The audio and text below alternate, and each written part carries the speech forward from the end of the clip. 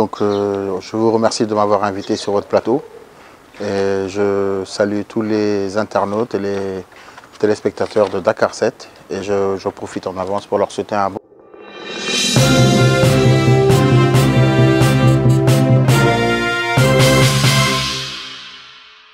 Bon, quand vous dites l'opposition, vous savez, l'opposition a plusieurs formes aujourd'hui. Nous appartenons à une coalition qui s'appelle Samli Nubok, où il y a 5 partis, PASTEF, Momsereu, Yano Askanui, RND et Tahaoutem. Nous sommes de l'opposition, mais nous n'appartenons pas à la coalition Manko Tahaou Sénégal. Donc nous n'allons pas décourager les personnes qui y vont, mais nous officiellement nous n'y participons pas parce que en fait, nous ne faisons pas partie de l'organisation.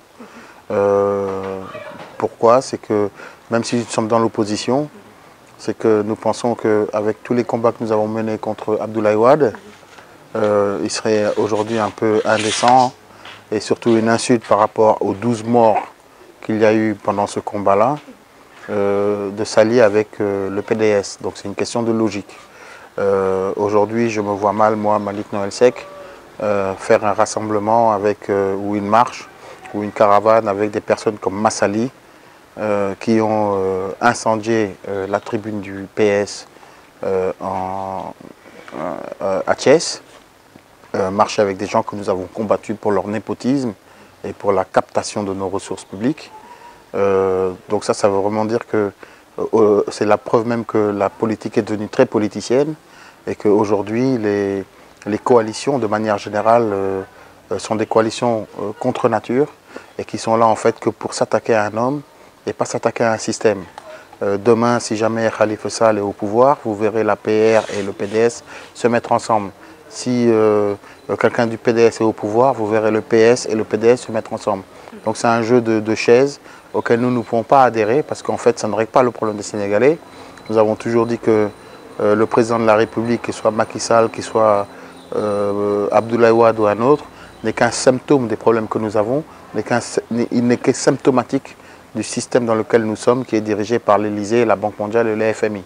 Donc à partir de ce moment-là, ça réduit la politique au Sénégal à un folklore populaire et à des querelles de poux auxquelles nous ne pouvons pas participer. Nous, notre coalition Samli Nubok, nous proposons une troisième alternative, une alternative qui soit crédible. Nous avons réussi à nous réunir autour de valeurs que nous partageons, à savoir l'anti-impérialisme, le patriotisme économique. Donc toutes ces choses-là font que nous avons à peu près la même idéologie. Donc nous pouvons aller ensemble.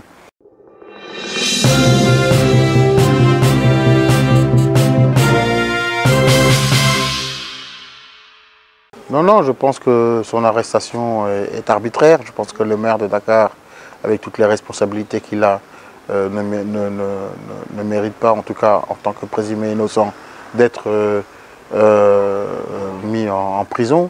Il aurait pu être mis en liberté provisoire. L'enquête peut se dérouler tout en le laissant jouir de sa liberté. Ça, c'est un fait et nous ne reviendrons pas dessus. Bon, vous savez, les emprisonnements aujourd'hui sont très souvent politiques. Je pense qu'il y a un 2 poids 2 mesures. Il y a des maires qui ont eu les mêmes, sur les caisses d'avance, qui ont eu les mêmes avantages et qui n'ont pas été entendus. C'est vrai qu'aujourd'hui, Khalifa Sall est une menace peut-être pour le pouvoir. Et donc on veut le faire taire, on veut le diminuer. Ça c'est clair, c'est pour ça que nous exigeons sa libération. Ça c'est un fait. Maintenant, notre problème c'est que nous nous sommes battus pendant 12 ans contre le PDS. Il y a eu 12 morts, d'accord. Et aujourd'hui, on ne peut pas oublier le passé et se mettre main dans la main parce que Khalifa Sall est en prison pour briguer le pouvoir. Ça n'a pas de sens. Ce n'est pas Macky Sall le problème au Sénégal. Macky Sall n'est pas une cible. Le problème, c'est nous-mêmes, c'est la manière dont nous vivons, dans la manière dont nous pensons, que nous devons réconcilier avec nos croyances. Et aujourd'hui, ce n'est pas le fait d'aller faire des caravanes, sortir de la musique, faire de la sono, tout ça, qui va changer le bien-être des Sénégalais. Et les Sénégalais doivent le comprendre, ça. Et à chaque fois, on se moque d'eux. Et pendant qu'on se moque d'eux, les Sénégalais votent pour les gens qui se moquent d'eux. C'est ça le réel problème. Pourquoi tu votes pour ton bourreau? Pourquoi tu votes pour celui qui te fait du mal? Ils vont faire un bon score aux législatives, Manko Taha au Sénégal. Mais ça va signifier quoi? C'est-à-dire que ça va signifier que vous, qui avez voté pour nous, vous ne croyez en rien, parce que nous battions hier l'un contre l'autre, aujourd'hui on se met ensemble. Qu'est-ce qu'on va dire à la mère de Mamadou Diop qui est mort sur la place de l'Obélix? Qu'est-ce qu'on va dire aux parents de Mara Diagne à Kaolack, etc., etc. Donc vous n'êtes pas d'accord avec cette coalition-là?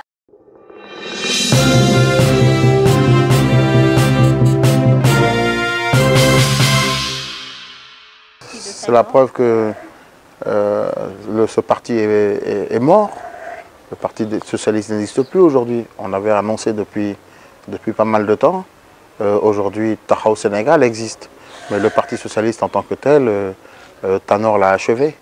Et l'autopsie vous le prouvera, parce qu'il a réussi à sauver sa tête en diluant sa défaite dans la victoire du Benno Bokk Yakaar, dans la victoire de Macky Sall. Ce n'était pas pour le PS, il l'a fait pour sauver sa tête. Voici un homme qui a eu 89% de personnes qui ont voté contre lui et qui se trouve aujourd'hui troisième personne de l'État. Donc voilà la politique au Sénégal.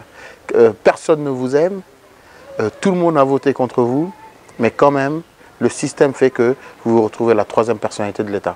C'est bien vous dire que bon, nous sommes dans une république fantoche. La partie de Khalifa Sall, écoutez, ils ont compris trop tard. Je crois qu'ils le savaient avant, mais ils ont compris trop tard que les dés étaient pipés, que les dés étaient joués. Je pense même qu'ils le savaient. Mais avant d'attaquer Tanor, il fallait bien... c'est Tanor qui distribuait les postes de députés. Il avait une certaine influence sur les questions des mairies, etc. Il avait quelques postes à distribuer au HTC. Donc, en bon politicien, on attend que toutes les billes, toutes les parts de gâteau soient partagées pour attaquer l'homme, quoi. Donc, il savait très bien que c'était pas la bonne option, c'était pas de suivre Tanor, mais on le faisait par intérêt personnel. Donc, ça aussi, c'est à déplorer.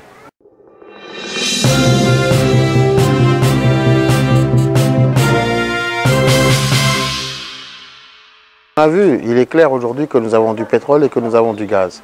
Ça, c'est établi. Maintenant, beaucoup les pays du Golfe qui n'avaient rien à l'époque, lorsqu'ils ont trouvé du pétrole, ont eu quand même ce patriotisme qui fait qu'ils ont pensé à l'avenir et qu'ils ont construit leur pays, leur éducation, leur système de santé grâce à ce pétrole, parce qu'ils n'avaient rien.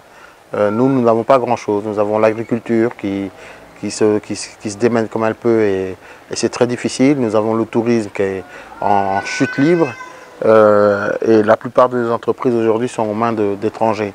Donc c'est vrai que ça peut être une vraie bouée d'oxygène, le fait que nous découvrions toutes ces richesses au Sénégal. Mais je rappelle que là où on trouve du pétrole, là où on trouve des ressources dans les pays du tiers-monde, en même temps on se retrouve avec des attentats, on se retrouve avec des problèmes, des complots, des rébellions, et parce que derrière il y a des grosses entreprises qui, lorsque le leader de ce pays ne fait pas ce qu'on lui dit, on lui crée des problèmes. Et donc il faut attirer l'attention sur nos autorités pour qu'elles ne se laissent pas, qu'on ne leur fasse pas du chantage en tout cas, par rapport à ça, et qu'elles sachent bien ce qui se passe, et que ce qui se passe en Afrique concernant le pétrole, l'uranium au Niger, le gaz au Mali, etc., que ça attire des convoitises, et que ces convoitises-là, ceux qui sont derrière sont prêts à amener un chaos dans le pays juste pour avoir le pétrole.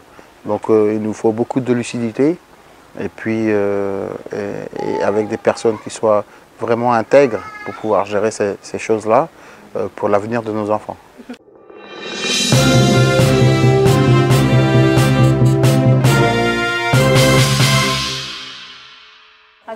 Non, nous ne sommes pas du tout rassurés.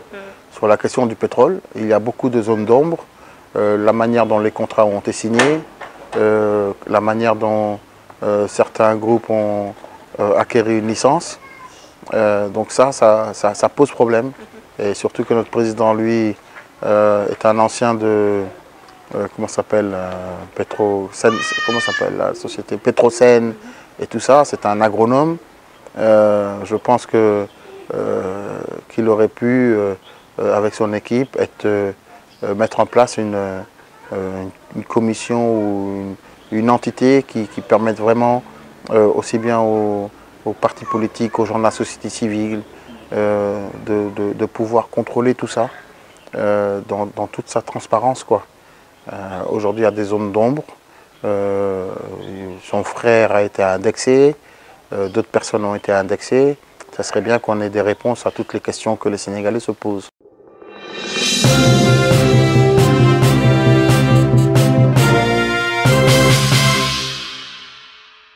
Bon, moi, je pense que ça, c'était juste un show, parce que l'Assemblée nationale aujourd'hui n'existe que de nom, d'accord. Elle est acquise à l'exécutif. C'est l'exécutif qui décide de tout.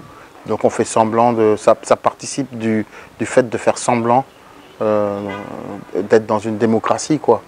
Moi, à chaque fois que le Premier ministre s'exprime à l'Assemblée nationale, je suis désolé, je préfère encore regarder des dessins animés que de regarder ce qu'il dit, parce que ça fait 30 ans qu'on regarde ce genre de choses et rien n'a jamais changé.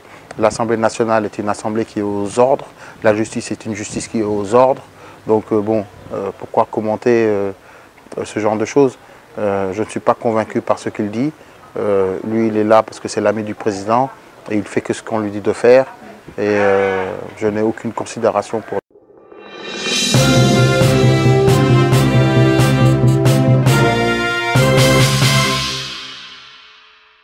Mais il faut la cohabitation. Dans quel but si jamais le système ne change pas, tu vas changer de député, mais tous les autres députés vont se retrouver à la solde du pouvoir. Ou le président de l'Assemblée nationale, qui a une caisse, lui aussi une caisse noire, peut acheter les députés de l'opposition. Le questeur peut acheter les députés de l'opposition. Quand un député a un problème familial ou un problème ceci, cela, mais tiens, 1 million ici, tiens, 2 millions, on va régler tes problèmes. Et comment toi, ce député-là, va se retourner après contre celui qui lui donne à manger? C'est-à-dire qu'il y a un problème qui est beaucoup plus profond. Vous n'y croyez pas? Non, je n'y crois pas du tout. Je ne crois pas que... Que faudrait-il faire pour changer le système? Aujourd'hui, il faudrait une révolution qui soit d'abord mentale. Il faudrait qui nous permettrait de réconcilier l'individu et l'État. Il faudrait changer nos comportements, notre mentalité. Or, au Sénégal, tout est question d'argent, tout est question de pognon. Les populations elles-mêmes votent pour des voleurs. Les populations marchent pour des voleurs. Les populations adulent des gens qui volent et qui pillent ce pays-là. Donc, qu'est-ce que vous voulez que l'on fasse? Comment voulez-vous que les choses changent? On marche sur la tête. On marche sur la tête, je suis désolé. Et il y a tellement d'exemples ici dans ce pays-là où tu vois des personnes qui jettent de l'argent par terre, on les applaudit. Des personnes qui ont volé des milliards, ils sont adulés. Donc c'est ça le problème. Et cette corruption-là, ce n'est pas seulement au niveau de l'État, ça commence au niveau de la cellule familiale. Quand tu as un frère qui n'a aucun diplôme, qui n'a aucune intelligence, qui revient d'Italie et vous achète des voitures à sa maman, à son papa et des sacs de riz, personne ne se pose la question. On l'encaisse, on mange. Alors qu'on sait qu'il n'est pas capable de produire cela. D'accord? Donc la corruption, elle commence au sein de la cellule familiale et elle remonte jusqu'au sommet de l'État. C'est ça qu'il faut changer. C'est ça qu'il faut revoir. Mais ce n'est pas cette fausse république qui est là. Ce sont les hommes qui changent, mais le système demeure. Que ce soit Wade, Macky, Khalifa Sall et tous les autres, ils font partie de la même famille. Aucun d'eux ne s'attaque aux APE, aux francs CFA, etc. D'accord? Khalifa Sall, je lui souhaite d'être libéré, mais l'a-t-on déjà entendu se prononcer sur quelque chose de fondamental au Sénégal? Lorsqu'il part, c'est pour faire les comptes rendus de sa mairie, ou bien de... Comment ça s'appelle? Oui, c'est normal. ou bien lorsqu'un de ces militants est emprisonné. Mais quelqu'un qui a l'ambition d'être président de la République, on ne t'entend pas sur l'élevage, on ne t'entend pas sur l'agriculture. Tu n'as jamais parlé du chômage, des jeunes qui chôment. Tu n'as jamais parlé de la gestion des inondations. Tu n'as jamais parlé des accords de partenariat économique. On ne connaît pas ta position sur le franc CFA. On ne connaît pas ta position sur la diplomatie du Sénégal. C'est-à-dire qu'on ne vous a jamais entendu sur rien. Et vous prétendez diriger ce pays-là.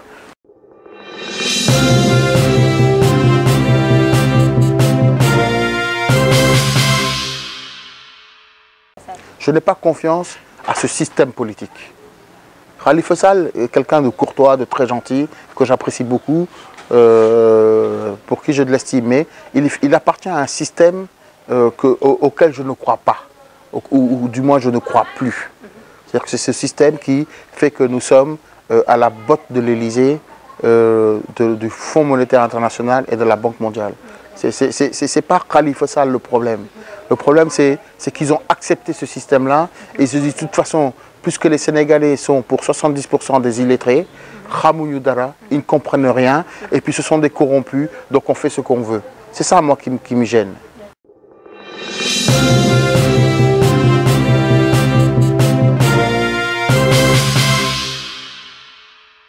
Ben, nous allons présenter notre liste. Nous comptons faire une conférence de presse dans les jours qui viennent. Ben, écoutez, nous, il y a eu beaucoup de discussions avec beaucoup d'autres organisations. C'est pas facile de mettre en place une liste électorale, de mettre en place une coalition. Il est prévu en tout cas dans les jours qui viennent que nous fassions une conférence de presse pour présenter la tête de liste que nous avons retenue et présenter l'équipe à tous les Sénégalais.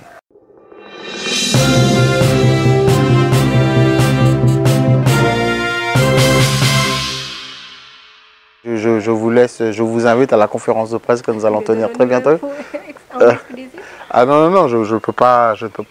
Ben, mon dernier mot, c'est je souhaite qu'il y ait la paix dans ce pays-là. Je souhaite qu'on puisse ouvrir les yeux de nos enfants sur un autre Sénégal, qui soit complètement différent de celui-ci. Et pour cela, il faut un soutien populaire. Tant que le peuple se soumet au système, eh ben, le peuple va souffrir. Et nous proposons une autre voie. Nous espérons qu'enfin, les Sénégalais comprendront qu'il faut changer complètement le système politique au Sénégal, changer complètement les têtes, avoir un nouveau souffle. Et je crois que ça sera bénéfique pour notre pays. D'accord, merci beaucoup. Je vous remercie.